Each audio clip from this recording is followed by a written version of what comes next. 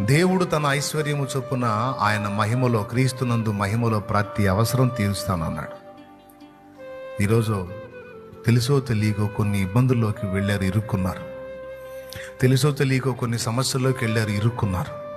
బయట పడలేక గందరగోళం అయిపోతా ఉన్నారు. Don't worry. నీకు నేను చెప్పేటువంటి సంతోషకరమైన వార్త ఏంటంటే, నీకు తెలియకుండానే ఊబిలోకి దిగిపోయావు. అందులోంచి బయట పట్టడానికి దారి నీకు ప్రజెంట్ తెలియట్లేదు. కానీ ఒక్కటి నీకు తెలియదు, కానీ దేవునికి తెలుసు.